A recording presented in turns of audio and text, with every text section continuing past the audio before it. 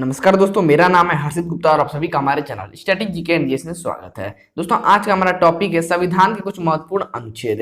देखिए दोस्तों, हमारे संविधान जो है यानी हमारा जो इंडियन कॉन्स्टिट्यूशन है उसमें 450 से ज्यादा अनुच्छेद हैं। तो सभी अनुच्छेदों को याद करना काफी टफ हो सकता है, लेकिन जो हमारी एग्जाम होती है उसमें कुछ 60 के लगभग में ही जो अनुच्छेद होते हैं वही मोस्ट इंपॉर्टेंट होते हैं और उन्हीं को बार बार रिपीट करके पूछा जाता है। तो उन्हीं 60 प्लस हम क्वेश्चन को जो अनुच्छेद है उन्हें आज हम इस वीडियो में डिस्कस करने वाले हैं। तो चलिए दोस्तों, इस बढ़िया सी वीडियो को शुरू करते हैं। ये फ्रेंड्स, हम सभी आर्टिकल्स को डिस्कस करने से पहले हम जो हमारी इंडियन कॉन्स्टिट्यूशन है उसकी जो सबसे बेसिक चीजें उसको जान लेते हैं। जो जान रहे हैं अच्छी बात है, जो नहीं जान रहे उसे जरूर सुने। देखिए, सबसे पहले टर्म आता है प्रियम्बल। तो प्रियम्बल को हम हिंदी में प्रस्तावना कहते हैं और जो इसे हम कह सकते हैं कि जो भारतीय संविधान है उसका परिचय पत्र ही प्रियम्बल कहलाता है। यानी जो हमारा भारतीय संविधान उसका मोटा मोटी चीज वहां पे प्रियम्बल में लिखा हुआ है। उसके बाद हमारे ये जान लिए कि हमारी जो इंडियन कॉन्स्टिट्यूशन है प्रेजेंट में उसमें 470 आर्टिकल हैं यानी अनुच्छेद हैं, 25 पार्ट हैं यानी 25 भाग हैं, 12 शेड्यूल यानी 12 अनुसूचियां हैं, 5 अपेंडिसेस यानी 5 अनुलग्नक हैं और 104 अमेंडमेंट हो चुके हैं। और सबसे रिसेंट अमेंडमेंट कब हुआ है? 14 जनवरी 2019 को। तो अब हम चलते हैं अपने जो हमारा आर्टिकल्स है उसको हम क्वेश्चन को डिस्कस करते हैं। तो देखिए, सबसे पहले है हमारा अनुच्छेद 1। ठीक है, तो अनुच्छेद 1 क्या कहता है? यह घोषणा करता है कि जो भारत है वह राज्यों का संघ है। अगला है अनुच्छेद 3, संसद विधि द्वारा नए राज्य बना सकती है तथा पहले से अवस्थित राज्यों के क्षेत्रों, सीमाओं और नामों में परिवर्तन कर सकती है। ठीक है, अनुच्छेद 5 हमारा कहता है संविधान के प्रारंभ होने के समय भारत में रहने वाले वे सभी व्यक्ति यहाँ के नागरिक होंगे जिनका जन्म भारत में हुआ हो, जिनके पिता या माता भारत के नागरिक हों या संविधान के प्रारंभ के समय भारत में रह रहे हों, वह भारत के नागरिक कहलाएंगे। ठीक है, ये हमारा अनुच्छेद 5 कहता है। अगला है हमारा अनुच्छेद 53। ठीक है, संघ की कार्यपालिका संबंधित शक्ति किसके पास होती है? राष्ट्रपति के नीति में होगी। ठीक है, राष्ट्रपति क्या होता है? जो संघ की कार्यपालिका संबंधित शक्ति होती है वो राष्ट्रपति के पास ही होती है। अगला है अनुच्छेद 64, उपराष्ट्रपति राज्यसभा का पदेन अध्यक्ष होगा। यानी राज्यसभा का अध्यक्ष कौन होगा? उपराष्ट्रपति, हमारा अनुच्छेद 64 कहता है। अगला है हमारा अनुच्छेद 74, एक मंत्री परिषद होगी जिसके शीर्ष पर प्रधानमंत्री रहेगा, जिसकी सहायता एवं सुझाव के आधार पर राष्ट्रपति अपने कार्य को संपन्न करेगा। राष्ट्रपति मंत्री परिषद के लिए किसी सलाह के पुनर्विचार को अवश्य समझ सकता है, पर पुनर्विचार के पश्चात दी गई सलाह के अनुसार वह कार्य करेगा। इससे संबंधित किसी विवाद की परीक्षा की किसी न्यायालय में नहीं की जाएगी। ठीक है, यानी जो हमारी मंत्री परिषद होगी उसकी शीर्ष पे कौन रहेगा? प्रधानमंत्री। और जो हमारा राष्ट्रपति है वो जो भी अपने कार्य यानी डिसीजंस को लेगा वो किसके मदद से लेगा? प्रधानमंत्री के। देखिए, असल में होता है या नहीं होता है उससे हमें मतलब नहीं है, लेकिन जो हमारे कॉन्स्टिट्यूशन में क्या मेंशन है, लीगली क्या चीज है, उसको हम इस वीडियो में डिस्कस कर रहे हैं। ओके, नेक्स्ट देखिए, हमारा अनुच्छेद अगला है 76। तो हमारा अनुच्छेद 76 कहता है राष्ट्रपति द्वारा महान्यायवादी की नियुक्ति की जाती है। तो महान्यायवादी की नियुक्ति कौन करता है? राष्ट्रपति। अनुच्छेद 78, प्रधानमंत्री का यह कर्तव्य होगा कि वह देश के प्रशासनिक एवं विधायिक मामलों तथा मंत्री परिषदों के निर्णय के संबंध में राष्ट्रपति को सूचना दे, यदि राष्ट्रपति इस प्रकार की सूचना प्राप्त करना आवश्यक समझे। अगला है हमारा अनुच्छेद 86। इसके अंतर्गत राष्ट्रपति द्वारा संसद को संबोधित करने तथा संसद संदेश भेजने का अधिकार उल्लेख है। किसको? राष्ट्रपति को। नेक्स्ट देखिए, अगला है हमारा अनुच्छेद 79, राज्यसभा के सभापति एवं उपसभापति होंगे। ठीक है, अनुच्छेद 108, यदि किसी विधेयक के संबंध में दोनों सदनों में गतिरोध उत्पन्न हो गया हो तो संयुक्त अधिवेशन का प्रावधान है। अनुच्छेद 110, धन विधेयक को इसमें परिभाषित किया गया। किसको? धन विधेयक को। ठीक है, अनुच्छेद 111, संसद के दोनों सदनों द्वारा पारित विधेयक राष्ट्रपति के पास जाता है। राष्ट्रपति उस विधेयक को सम्मति प्रदान करता है या अस्वीकृति कर देता है। ठीक है, वह संदेश के साथ या बिना संदेश के सांसद को उस पर पुनर्विचार करने के लिए भेज सकता है, पर यदि दोबारा विधेयक को सांसद द्वारा राष्ट्रपति के पास भेजा जाता है तो वह इसे अस्वीकृत नहीं करेगा। अगला देखिए, अगला है हमारा अनुच्छेद 112 और ये क्या कहता है? प्रत्येक वित्तीय वर्ष हेतु राष्ट्रपति द्वारा संसद के समक्ष बजट पेश किया जाएगा। किसके समक्ष पेश किया जाएगा? राष्ट्रपति द्वारा संसद के समक्ष क्या होगा? ये बजट जो होगा पेश किया जाता है। अनुच्छेद 123, संसद के अवकाश सत्र नहीं चलने की स्थिति में राष्ट्रपति को अध्यादेश जारी करने का अधिकार है। ठीक है। अनुच्छेद 124 इसके अंतर्गत सर्वोच्च न्यायालय के गठन का वर्णन किया गया है। अनुच्छेद 129 सर्वोच्च न्यायालय का एक अभिलेख न्यायालय है। अनुच्छेद 148 नियंत्रक एवं महालेखा परीक्षक की नियुक्ति राष्ट्रपति द्वारा की जाएगी। किसकी? नियंत्रक एवं महालेखा परीक्षक की नियुक्ति किसके द्वारा की जाएगी? राष्ट्रपति की द्वारा। देखिए अगला है हमारा अनुच्छेद 163 इसके अनुसार राज्यपाल के कार्यों में सहायता एवं सुझाव देने के लिए राज्यों में एक मंत्री परिषद एवं इसके शीर्ष पर मुख्यमंत्री होगा, पर राज्यपाल के स्वयं विवेक संबंधी कार्यों में वह मंत्री परिषद के सुझाव लेने के लिए बाध्य नहीं रहेगा। अनुच्छेद 169 राज्यों में विधान परिषदों की रचना या उनकी समाप्ति विधानसभा द्वारा बहुमत से पारित प्रस्ताव तथा संसद द्वारा इसकी स्वीकृति से संभव है। अनुच्छेद 200 राज्यों की विधायिका द्वारा पारित विधेयक राज्यपाल के समक्ष प्रस्तुत की जाएगी, पर इस पर अपनी सम्मति दे सकता है या इसे अस्वीकृत कर सकता है। वह इस विधेयक को संदेश के साथ या बिना संदेश के पुनर्विचार हेतु विधायिका को वापस भेज सकता है। वह पुनर्विचार के बाद दोबारा विधेयक आ जाने पर वह इसे अस्वीकृत नहीं कर सकता है। इसके अतिरिक्त वह विधेयक को राष्ट्रपति के पास विचार करने के लिए भी भेज सकता है। अगला देखिए अगला है हमारा अनुच्छेद 213 और यह क्या कहता है? इसके अनुसार राज्य विधायिका के सत्र में नहीं रहने पर राज्यपाल अध्यादेश जारी कर सकता है। अनुच्छेद 214 सभी राज्यों के लिए उच्च न्यायालय की व्यवस्था होगी। किसकी व्यवस्था? उच्च न्यायालय की। और ये जो अनुच्छेद है ये इंपॉर्टेंट है। ओके। अनुच्छेद 226 मूल अधिकारों के प्रवर्तन के लिए उच्च न्यायालय का लेख जारी करने की शक्तियां दी गई हैं। किसको? उच्च न्यायालय को।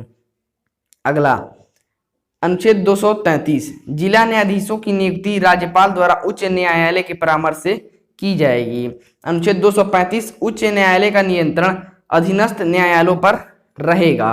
अनुच्छेद 239 केंद्र शासित प्रदेशों का प्रशासन राष्ट्रपति द्वारा होगा।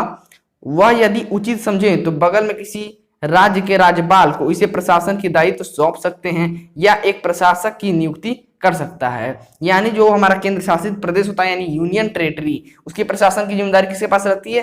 राष्ट्रपति के पास। लेकिन अगर वो चाहे इस कार्यभार को किसी बगल या पड़ोसी राज्य के राज्यपाल को सौंपना तो सौंप सकता है या फिर किसी प्रशासक को रख सकता है। जैसे कई सारे हमारी यूनियन टेरिटरीज हैं उसमें लेफ्टिनेंट गवर्नर और एडमिनिस्ट्रेटर होते हैं, ये राष्ट्रपति द्वारा ही की जाती है। अनुच्छेद 243 इसमें पंचायत एवं नगर पालिका के गठन, संरचना, आरक्षण, शक्तियां, प्राधिकार, उत्तरदायित्व संबंधित प्रावधान किया गया। किससे? पंचायत और नगर पालिका के। और ये अनुच्छेद जो है हमारा इंपॉर्टेंट है। अगला हमारा क्या कहता है? अगला अनुच्छेद है हमारा अनुच्छेद 245 संसद संपूर्ण देश या इसके किसी हिस्से के लिए तथा राज्य विधान पालिका अपने राज्य या किसी हिस्से के लिए कानून बना सकती है। अनुच्छेद 248 विधि निर्माण संबंधित अवशिष्ट शक्तियां संसद में निहित हैं। ओके। नेक्स्ट देखिए अगला है हमारा अनुच्छेद 249 राज्यसभा विशेष बहुमत द्वारा राज्य सूची की किसी विषय पर लोकसभा को 1 वर्ष के लिए कानून बनाने के लिए अधिकृत कर सकती है यदि वह इसे राष्ट्रहित में आवश्यक समझे। अनुच्छेद 262 अंतरराज्यीय नदियों या नदी घाटियों के जल के वितरण और नियंत्रण के संबंधित विवादों के लिए संसद विधि द्वारा निर्णय कर सकती है। ठीक है। यानी जो हमारी नदियां होती हैं तो उसके वितरण और नियंत्रण के संबंधित जो विवाद होते हैं उसको कौन सॉल्व करता है? हमारी संसद में सॉल्व कर दी जाती है। ठीक है। इसके बारे में वहां पे प्रावधान दिया गया है। अनुच्छेद 263 कहता है हमारा केंद्र राज्य संबंधों में विवादों का समाधान करने एवं परस्पर सहयोग के क्षेत्र में विकास के उद्देश्य से राष्ट्रपति के अंतरराज्यीय परिषद की स्थापना कर सकता है। कौन कर सकता है? राष्ट्रपति। और किस संबंध में विवाद हो? अगर केंद्र सरकार और राज्य सरकार के बीच में अगर कोई विवाद हो तो। ठीक है। मीडिएटर का काम करेगा, मुख्यतः हम कहना चाह रहे हैं राष्ट्रपति। ठीक है। अगला है हमारा अनुच्छेद 266 इसके अनुसार भारत की संचित निधि जिसमें सरकार कभी मौद्रिक अवशिष्टियां एकत्र रहेंगी, विधि सम्मत प्रक्रिया के बिना इससे कोई भी राशि नहीं निकाल ली जा सकती है। अनुच्छेद 268 संसद विधि द्वारा एक आकस्मिक निधि स्थापित कर सकती है जिसमें अकस्मात उत्पन्न परिस्थितियों के लिए राशि एकत्र की जाएगी। अनुच्छेद 275 केंद्र द्वारा राज्यों को सहायक अनुदान दिए जाने का प्रावधान किया गया है। अनुच्छेद 280 इसके अनुसार क्या होगा, इसके अनुसार राष्ट्रपति हर 5वें वर्ष एक वित्त आयोग की स्थापना करेगा। कितने वर्ष के बाद? हर 5वें वर्ष पे, जिसमें अध्यक्ष के अतिरिक्त 4 अन्य सदस्य होंगे। कितने अन्य सदस्य? 4 अन्य सदस्य होंगे, जो राष्ट्रपति के पास केंद्र एवं राज्यों के बीच करों के वितरण के संबंध में अनुशंसा करेंगे। अनुच्छेद 300 क यानी 300A, राज्य किसी भी व्यक्ति को उसकी संपत्ति से वंचित नहीं करेगा। पहले यह प्रावधान मूल अधिकारों के अंतर्गत था, पर संविधान के 44वें संशोधन जो 1978 में किया गया था, इसके द्वारा इसे अनुच्छेद 300 क में एक सामान्य कानूनी अधिकार के रूप में अव्यवस्थित किया गया। ठीक है। अनुच्छेद 312 ये भी याद रखेंगे, जो 300A है वो 44वें संशोधन में इसका वो क्या हुआ, इसमें चेंज किया गया था। अनुच्छेद 312 क्या कहता है? राज्यसभा विशेष बहुमत द्वारा नई अखिल भारतीय सेवाओं की स्थापना पर अनुशंसा कर सकती है।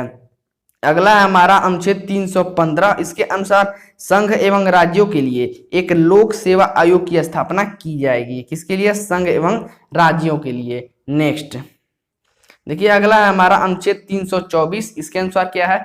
चुनाव के पर्यवेक्षण, निर्देशन और नियंत्रण संबंधित समस्त शक्तियां चुनाव आयोग में निहित होंगी। और ये जो आर्टिकल है वो आपके लिए काफी इंपॉर्टेंट है।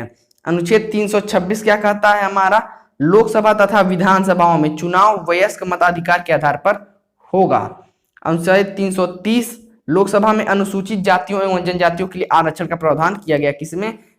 जातियों और जनजातियों के, अनुसूचित जातियों और जनजातियों के लिए यहाँ पे आरक्षण का प्रावधान किया गया है, और ये मोस्ट इंपॉर्टेंट है, इसलिए मैं इसको डबल स्टार दे रहा हूं। ओके। अगला देखिए, अनुच्छेद 331, एंग्लो भारतीय यानी एंग्लो इंडियन समुदाय के लोगों का राष्ट्रपति द्वारा लोकसभा में मनोनयन संभव है यदि वह समझे कि उनका उचित प्रतिनिधित्व नहीं है। देखिए, जो एंग्लो इंडियन कुछ जो सीट्स हैं उस पर अगर कोई बढ़िया प्रतिनिधित्व तो नहीं मिलता है राष्ट्रपति को, तो वहां पे क्या होता है? राष्ट्रपति वहां पे क्या करता है? अपना शासन करता है। ठीक है। अनुच्छेद 332, अनुसूचित जातियों जनजातियों विधानसभाओं में आरक्षण का प्रावधान है। ठीक है। अनुच्छेद 333, एंग्लो भारतीय समुदायों के लोगों को विधानसभाओं में मनोनयन। ठीक है। अनुच्छेद 335, अनुसूचित जातियों जनजातियों और पिछड़े वर्गों के लिए विभिन्न सेवाओं के पदों पर आरक्षण का प्रावधान किया गया है। ठीक है। अनुच्छेद 338, राष्ट्रीय अनुसूचित जाति आयोग। ठीक है। 338 को में क्या है? जो राष्ट्रीय अनुसूचित जाति आयोग है, इसका क्या किया गया? एस्टेब्लिशमेंट किया गया। अनुच्छेद 340, पिछड़े वर्गों की दशाओं के अन्वेषण के लिए आयोग की नियुक्ति की गई। अनुच्छेद 343, संघ की आधिकारिक भाषा देवनागरी लिपि में लिखी गई हिंदी होगी। ठीक है। आधिकारिक भाषा क्या है? हिंदी, और किस लिपि में? देवनागरी लिपि में है। ठीक है। अगला है हमारा अनुच्छेद 347, यदि किसी राज्य में पर्याप्त संख्या में लोग किसी भाषा को बोलते हों और उनकी आकांक्षा हो कि उनके द्वारा बोली जाने वाली भाषा को मान्यता दी जाए तो इसकी अनुमति राष्ट्रपति दे सकता है। यानी अगर कोई लैंग्वेज है हमारे इंडिया में और उसको नेशनल लैंग्वेज का यानी दर्जा देना है, ठीक है, तो उसमें क्या, अगर ज्यादा लोग बोल रहे हैं तो ज्यादा लोग क्या, यानी लगभग कम से कम 10,000 लोग उसको बोलने चाहिए। तो अगर इस सिचुएशन में है तो राष्ट्रपति उन्हें क्या कर सकता है? उसको राष्ट्रीय भाषा की मान्यता दे सकता है। नेक्स्ट देखिए, अगला है हमारा अनुच्छेद 351, इसके अनुसार यह संघ का कर्तव्य होगा कि वह हिंदी भाषा का प्रसार एवं उत्थान करे ताकि वह भारत की मिश्रित संस्कृति को सभी अंगों के लिए अभिव्यक्त का माध्यम बने। यानी हिंदी भाषा का प्रसार करना जरूरी है। आर्टिकल 352, इसके अनुसार राष्ट्रपति द्वारा आपात स्थिति की घोषणा यदि वह समझता हो कि भारत या उसके किसी भाग की सुरक्षा, युद्ध, ब्रह्मा आक्रमण और सैन्य विद्रोह के फलस्वरूप खतरे हैं तो इसमें क्या कर सकता है? राष्ट्रपति क्या कर सकता है? आपातकालीन घोषित कर सकता है। अनुच्छेद 356 के अनुसार यदि किसी राज्य के राज्यपाल द्वारा राष्ट्रपति को यह रिपोर्ट दी जाए कि उस राज्य में संवैधानिक तंत्र असफल हो गया है तो वहां राष्ट्रपति शासन लागू किया जा सकता है। ठीक है, अब ये चीज याद रखिए कि राष्ट्रपति शासन कब लागू होता है? जब जो राज्यपाल होता है किसी राज्य का, अगर वो राष्ट्रपति को यह संदेश देता है कि वो जो राज्य है वहां पे जो संवैधानिक तंत्र है वो पूरी तरह से असफल हो गया, फेल हो चुका है, तो उस कंडीशन में वहां पे जो प्रेसिडेंट रूल है उसको वहां पे लागू किया जा सकता है। ठीक है, अगला है हमारा अनुच्छेद 360, यदि राष्ट्रपति यह समझता कि भारत या इसके किसी भाग में वित्तीय स्थिरता या साख खतरे हैं तो वहां वित्तीय आपात स्थिति की घोषणा कर सकता है। ठीक है, ये भी याद रखें कि वित्तीय आपात की स्थिति की घोषणा कब की जाती है, किस स्थिति में की जाती है। आर्टिकल 365 के अनुसार यदि कोई राज्य केंद्र द्वारा भेजे गए किसी कार्यकारी निर्देश का पालन करने में असफल रहता है तो राष्ट्रपति द्वारा यह समझा जाना विधि सम्मत होगा कि उस राज्य में संविधान तंत्र के अनुरूप प्रशासन चलने की स्थिति नहीं है और वहां राष्ट्रपति रूल लागू किया जा सकता है। तो देखिए जितने भी कंडीशन, किस किस कंडीशन में प्रेसिडेंट रूल लागू किया जा सकता है, ये सभी आप याद रखिएगा, ठीक है। एग्जाम में क्वेश्चन किस तरह आता है, ये पूछ लेता है कि कोई दे देगा, जैसे यहाँ पे अगला हम पीछे देखें कि जो वित्तीय आपात स्थिति है इसकी घोषणा की जा सकती है, तो इसका उल्लेख किस हमारे आर्टिकल में है, तो कुछ ऑप्शन दे देगा 4, उसमें पूछ लेगा, माने 360 दे दिया, 132 दे दिया, ऐसे दे दिया, 2-4 दे देगा और उसी हिसाब से पूछ लेगा। या फिर आपसे इस तरह पूछ सकता है कि माने कोई आर्टिकल दे दिया, पूछ लिया कि अनुच्छेद 370 में क्या जिक्र किया गया है, तो उस हिसाब से आप इसका आंसर देंगे, ठीक है। इसी 2 तरह से क्वेश्चन पूछे जाते हैं। अनुच्छेद 368 संसद को संविधान के किसी भाग का संशोधन करने का अधिकार है। देखिए ये भी क्वेश्चन काफी इंपॉर्टेंट है, यानी किसको अधिकार दिया गया है भारत के जो संविधान उसमें संशोधन करने का, संसद को, ठीक है। और एक इसमें उल्लेख है 368 में। अगला है हमारा जो कि अभी कुछ महीनों पहले काफी चर्चा में रहा है, अनुच्छेद 370 यानी आर्टिकल 370। इसके अंतर्गत जम्मू कश्मीर को एक विशेष राज्य का दर्जा दिया गया था जो कि अब हटाया जा चुका है, ठीक है। तो इसे भी आप याद रखेंगे, इंपॉर्टेंट है, ठीक है। अनुच्छेद 371 कुछ राज्यों के विशेष क्षेत्रों के विकास के लिए राष्ट्रपति बोर्ड स्थापित कर सकता है, जैसे किस राज्यों में, महाराष्ट्र, गुजरात, नागालैंड और मणिपुर जैसे राज्यों में, ठीक है। अगला है हमारा अनुच्छेद 394A। इसके अनुसार क्या होगा, राष्ट्रपति अपने अधिकार के अंतर्गत इस संविधान का हिंदी भाषा में अनुवाद कराएगा, ठीक है। अपने उसको अधिकार है कि जो कॉन्स्टिट्यूशन बन रहा है उसका हिंदी भाषा में अनुवाद किया जाएगा। देखिए last but not the least question हमारा अनुच्छेद 395। इसके अनुसार क्या है, भारतीय स्वतंत्रता नियम 1947 का इसमें उल्लेख है, भारतीय सरकार नियम 1953 का इसमें उल्लेख है। इनके अन्य पूरक अधिनियमों को, जिसमें प्रीवी काउंसिल जो है उसके क्षेत्राधिकारी अधिनियम शामिल नहीं है, यह रद्द किया जाता है, ठीक है, किसमें, अनुच्छेद 395 में। ओके सो फ्रेंड हियर और वीडियो एंड्स। मुझे उम्मीद है इस वीडियो में आपको सभी क्वेश्चन जितने भी हमने बताए हैं, लगभग 64 आर्टिकल्स हैं वो हमने इस वीडियो में डिस्कस किए हैं, सभी आपको पसंद आए होंगे, समझ में आ गए होंगे। कोई डाउट हो तुरंत कमेंट करें, वीडियो पसंद आए तो इस वीडियो को लाइक करें, अपने जरूर फ्रेंड और रिलेटिव के साथ शेयर करें, चैनल पे नए हैं तो चैनल को सब्सक्राइब करके बगल वाला बेल आइकन भी दबा लें। इसके अलावा हमारा फेसबुक पेज है जहां इसका लिंक आपको डिस्क्रिप्शन बॉक्स में मिल जाएगा, वहां जाके आप हमें लाइक और फॉलो कर सकते हैं। वहां पे आपको एजुकेशन और मोटिवेशन से रिलेटेड रेगुलर पोस्ट मिलते रहेंगे। तब तक के लिए जय हिंद, वंदे मातरम।